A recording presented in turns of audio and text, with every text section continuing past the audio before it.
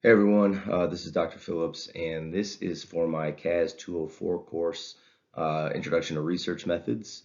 Your first big paper here is a literature review, so we're going to walk through what is a literature review and then what I expect for your literature review for the upcoming weeks. So check the syllabus for the due date. So this is what a literature review is when you hear this phrase. Um, it is a summary of the current research in your field. And so what you're doing is you're just summarizing the current literature about your topic. So when people say, you have to understand where the literature is, do you have a handle on the literature? All that means is if you're going to talk about a current academic subject, do you have a good understanding of all the research that sort of has been involved in that subject, sort of where we are in the conversation today, right? So we've talked about scholarship being this conversation. I have read all these other scholars. I can summarize what they have said, whether I agree with them or disagree, because some of the literature and the research you're actually going to disagree with. But you can sort of summarize like what's going on, what's the debate about in the field, and after you can accurately sort of summarize what's going on in the literature, now you say, okay, now for the rest of my paper, this is my insight to the phenomenon. Here's where I think the field is going. You've conducted research, and so now you summarize the current data that you've been involved with and analyzing and the rest of it. But the literature review is just all the upfront stuff. It says this is where the field is, and I'm going to summarize it so that you as a reader just have a good understanding of where the field is. And it also shows my readers that I know where the field is so that I'm sort of coming into the conversation with an informed opinion. All right. So this is just roughly speaking, right? So this is an introduction course. So if you're not in my course and you're watching this, you might have some qualms about the way that I'm laying this out. But for a good introduction course, this is a good way to start writing a literature review. And then obviously as you get more advanced, you get into grad school, you get into your career as a researcher, you kind of mess around with how the literature is summarized and discussed in your research papers. But for right now, let's just follow a pretty strict formula for putting together a literature review so you can get a handle on sort of how to read this stuff as well as how to write it up. So for instance, usually about the first 5 pages, 4 to 5 pages of a 25-page research paper. So if you get a publication in an academic journal, it's going to be about 25 pages, double-spaced, 12-point font, all that kind of stuff. The first 5 pages are, of that are the literature review. And essentially what the literature review does is it's the author saying, here is a summary of where we are in the conversation. So in your literature review, you're going to pack a lot of citations. And then the last 20 pages of your 25-page paper is just, and here is my new contribution. Here's what I'm going to add to the conversation. So everything in the beginning is just a summary of where the conversation is. And then the bulk of your paper is, here's all my new information, the new data, the new analysis, whatever you're looking at, all right? This is important because a lot of students kind of screw this up when they're getting into a literature review the first time. It's not an annotated bibliography. So what we are not doing is we're not taking a list of, let's say, 10 sources and saying, here's source number 1, summarize it in 4 sentences. Here's journal article number 2 that I found, summarize that. Here's journal article number 3, summarize that. It's not just a succession of summaries of your sources. What you're going to do instead is you're going to just read a wide range of sources that cover your topic. And then what you're looking for is about 4 to 5 themes that sort of keep popping up in multiple places within the literature. I'm going to show you an example of this on the last couple of slides at the back end of this video. So don't stress out too much if you're not fully understanding. All right. So as you're reading the literature about whatever topic you're looking at, you're going to notice that similar themes keep coming up in multiple places. And so you just kind of take a note of that and say, okay, what are the 4 to 5 sort of common themes that keep popping up as I'm studying whatever phenomenon I'm studying, all right? And then you section off your paper by themes, and then within each theme, you're sort of packing in, 5 or 6 sources. And again, I have some examples here, all right? For our purposes in this class, I'm asking you to sort of break your paper into about 4 or 5 themes on your topic. And then you're going to write about 1 page per theme, maybe like 3/4 of a page. It's only about a 4 to 5 page paper. So just like a 3/4 to 1 page summary of each theme you come across. And then each theme should have about 3 to 4 sources. Okay, so let's look at what this could look like. All right, so this is your assignment that's due in a few weeks. All right, so you're going to write a literature review on any comm, arts, and science topic that you want to, as long as it sort of fits in that field. So one of the things we've talked about is things like interpersonal communication, intercultural, organizational, business comm, family comm, which is what this example is here.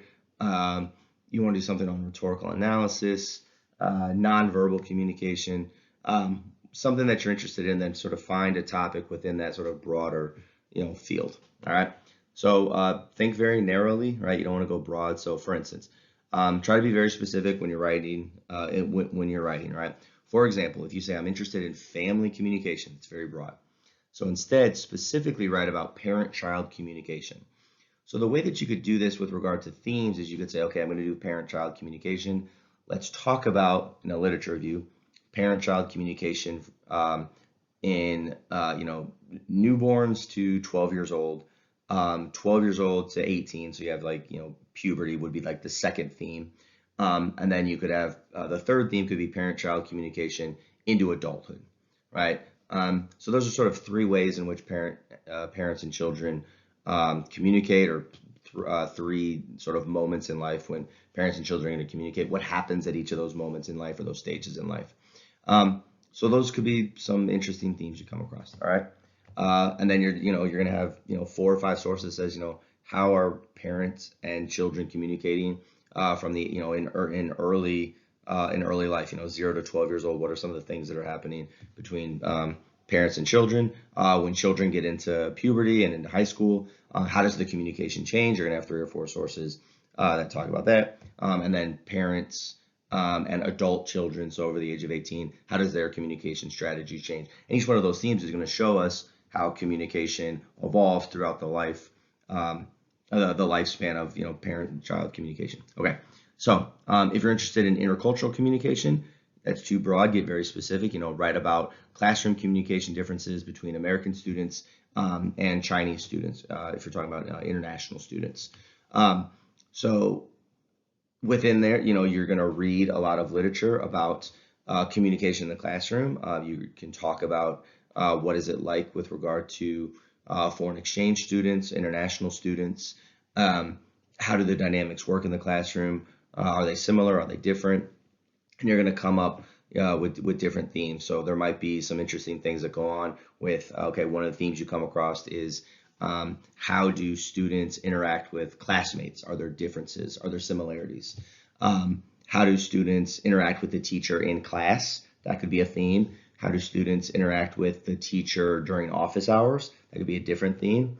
Yeah, so there's going to be some different themes, different ways that students communicate in general, sort of in a classroom setting, with the teacher, with peers, during office hours, with administrators, right?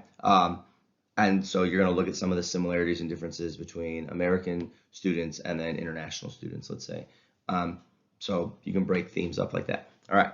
So if you have trouble narrowing, again, think about the disciplines within communication, arts, and science, which we've gone over like week 1. So organizational, business, communication, interpersonal, intercultural, like whatever it is you're interested in, kind of look broadly and then narrow it down into some sort of topic. All right.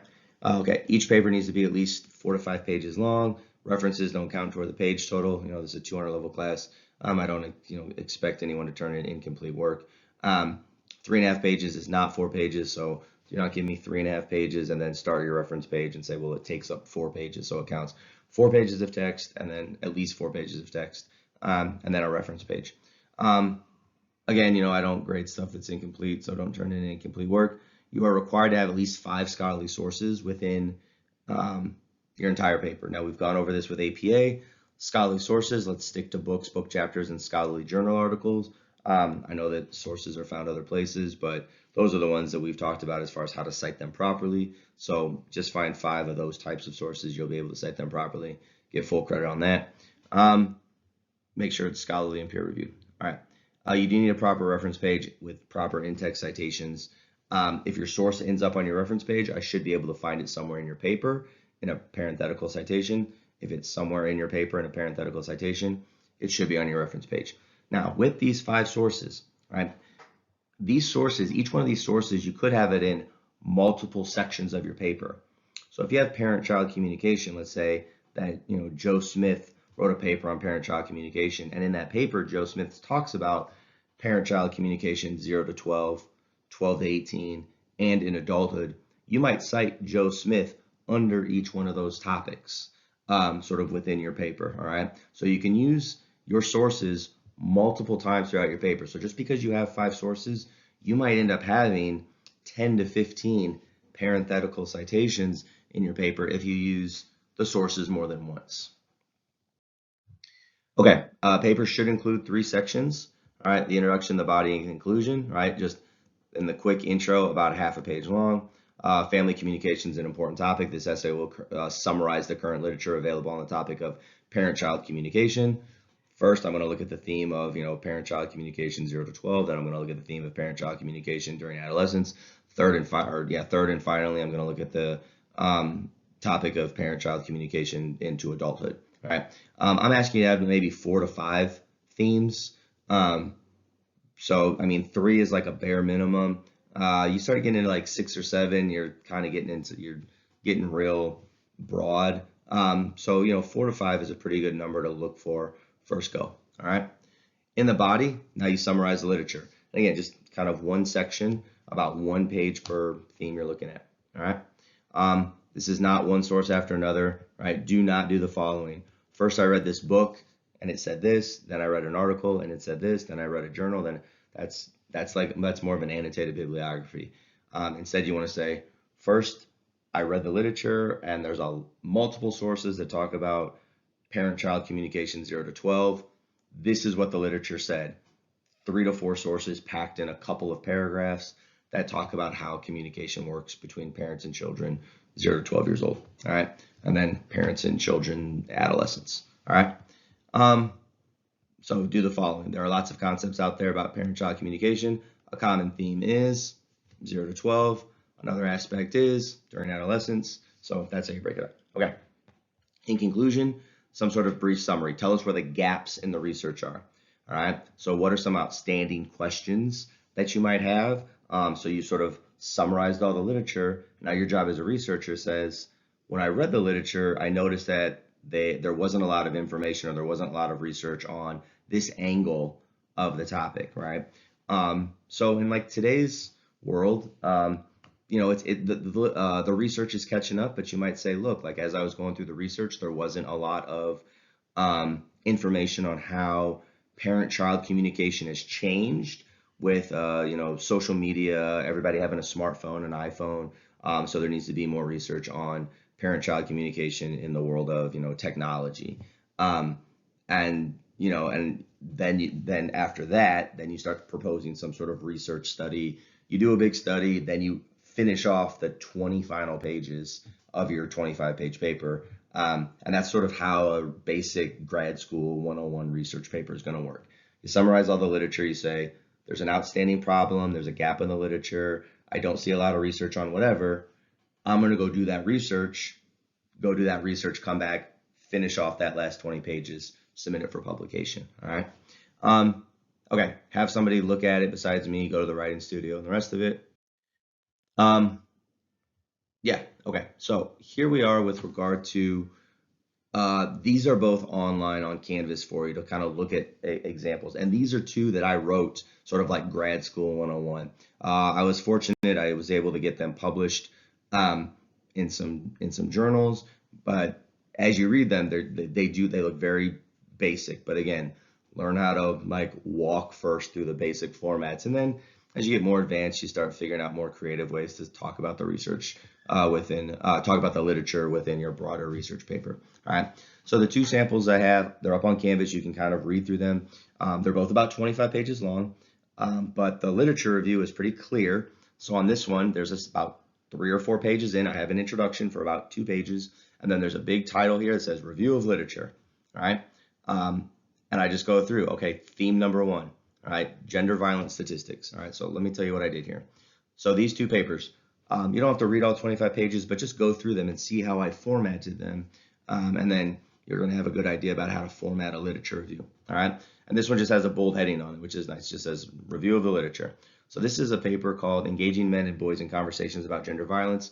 It's about this magazine called Voicemail, M-A-L-E, and it's all about, it's a magazine that just talks about like sexual violence, sexual harassment, and it tries to get men and boys engaged in the conversation.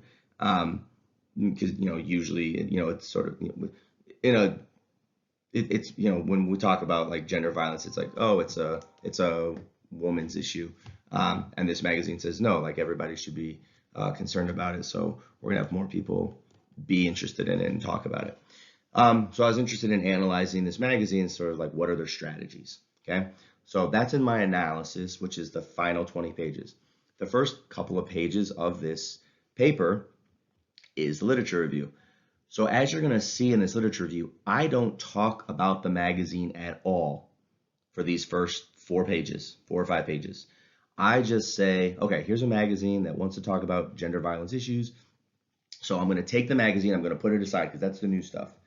Let me go back and just look at all the literature I can that's published on the issue of gender violence and how men are involved in these sort of like advocacy support groups to address the problem. So is there any literature out there that sort of just generally speaks about gender violence and men's groups that get involved and help out and advocate and the rest of it? Let me go sort of find all that stuff. My topic, right, the magazine thing, that's for an analysis later.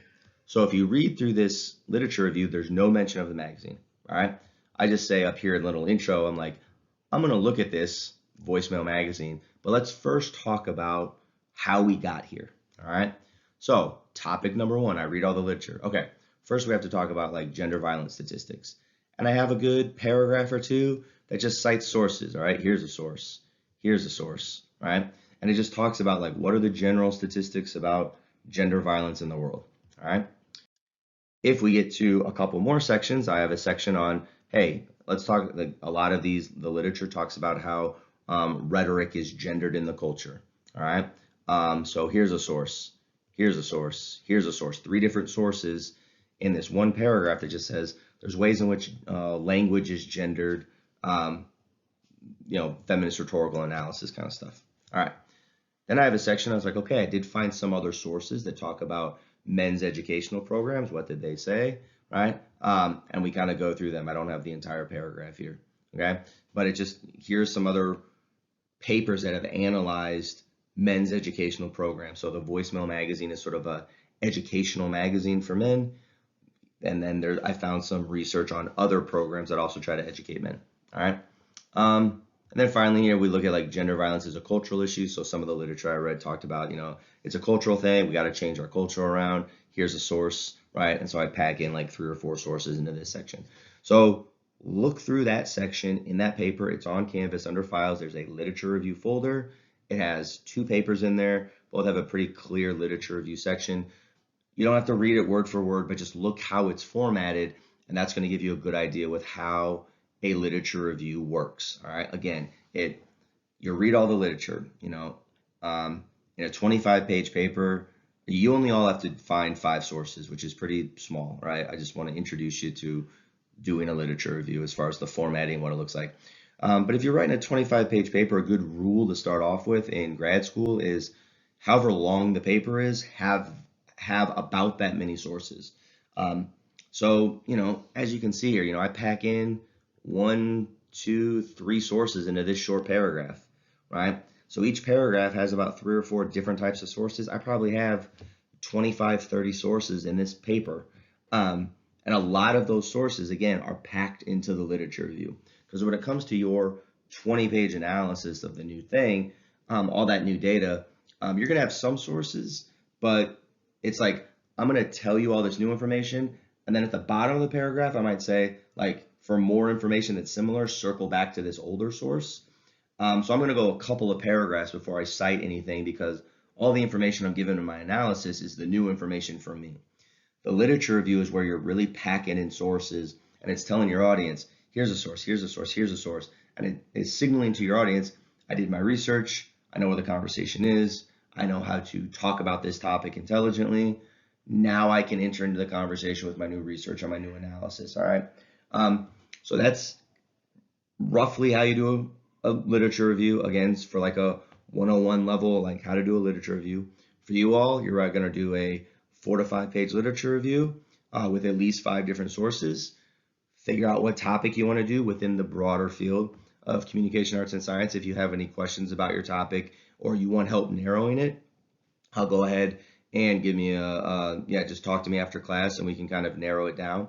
But then when you find your broad topic, when you find your topic, go and look at literature review and see what themes keep popping up, right? So when I was like, I'm interested in men's groups doing educational programming for other men about this issue of gender violence that most people would say like is a woman's issue. So I want to know how men are trying to get other men involved in the issue. Let me kind of start looking at it. And then these themes about gender violence start popping up in the literature I'm reading. And that's how I sort of sort out my themes, right? So if you're interested broadly in parent-child communication, you start reading everything you can on parent-child communication, and you're going to notice there are common themes that start to pop up in all the literature review, and then you write it down in your notebook. This theme keeps popping up. You find the 4 or 5 most common themes, and that's how you kind of section off your literature review. If you're interested in intercultural communication and you're really interested on race relations on college campuses, you start to assume like, I don't know anything about it. Let me go read the literature review, or let me go read all the literature I can. And you're going to notice common themes start to pop up when people are doing research about racial dynamics on college campuses, right? And then you section off your literature review that way. Business communication. If you're interested in business communication and the dissemination of information in big corporations of thousands of people, you start off with saying, I don't know anything about it. You start reading the literature review. How does communication in a business work for maximum efficiency? People do these studies on organizations or corporations like Amazon. Like, how does Amazon work? They have hundreds of thousands, if not millions of employees.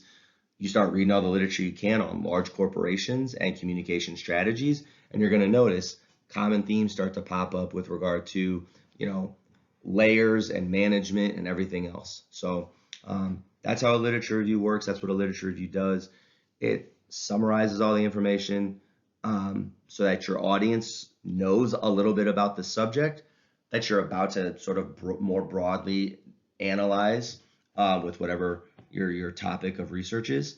And it also signals to your audience, I know what I'm talking about. I'm familiar with the literature. I've done my research. So now I can jump in and give you an educated analysis on whatever this new topic is. All right. So figure out what it is you want to research.